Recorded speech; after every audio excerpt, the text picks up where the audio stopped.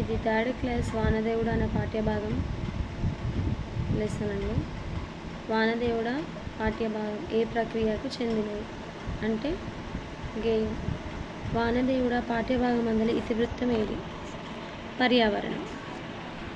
Okay, ఇది పోయంలో అలంకారం ఏది అని అడుగుతున్నాను. వానలు కురవాలి వానదేవుడా, వరిచేలు పండాలి వానదేవుడా, నల్లని మేఘాలు వానదేవుడా, సల్లంగా కురవాలి వానదేవుడా. ఇందులో అంత్యానుప్రాస అలంకారం ఉందండి. ఎందుకంటే లాస్ట్లో అన్నీ అంత్యం అంటే లాస్ట్కి అన్ని డాడా వచ్చినాయి కాబట్టి ఇది అంత్యానుప్రాస అలంకారం. పాదం చివరలో ఒకే అక్షరము కానీ పదాన్ని కానీ పాటిస్తే అది అంత్యానుప్రాస అలంకారం అగును. ఓకే, నెక్స్ట్ వానలు కురవాలి వరిచేలు పండాలి అనే పంక్తుల్లో ప్రారంభమయ్యే పాఠ్యభాగం వానదేవుడ లెసన్ పేరు. ఓకే,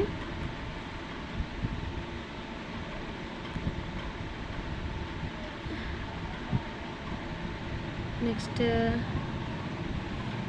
ఈ పాఠంలో పిల్లలు ఏ దిక్కున వాన కురవాలని కోరుకుంటున్నారు?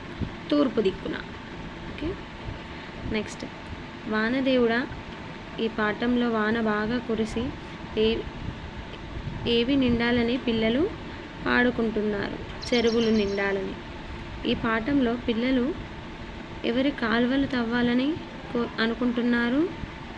పెద్దలంతా కాలువలు తవ్వాలని పిల్లలు కోరుకుంటున్నారు. వ్యాకరణ అంశాలు నల్లని జతపరచండి. మేఘాలు చుక్క చుక్క నీరు చేరి చాటంతా మబ్బు పట్టి పేద సాదా బతకాలి 12 పరగణలు గుమ్ములు నిండాలి. ధ్వనుల గుర్తులని అక్షరాలు అంటారు. అక్షరాలన్నిటినీ కలిపి వర్ణమాలు అంటారు. ధ్వనులు అంటే సౌండ్స్, ఆ సౌండ్లను అన్నీ కలిపితే అక్షరాలు అంటారు. అక్షరాలన్నీ కలిపితే ఏమవుతుంది? వర్ణమాల అవుతుంది. వర్ణమాల అంటే ఏంటి? ఆ నుంచి రౌతి వరకు ఉండే అక్షరాలను అచ్చులు అంటాము.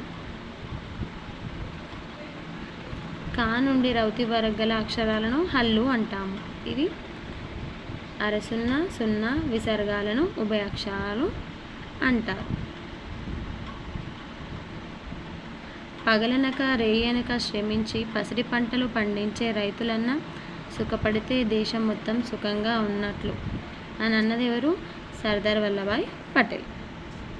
నా ఛానల్ నచ్చినట్టయితే ఛానల్ని సబ్స్క్రైబ్ చేసి లైక్ చేసి షేర్ చేయండి.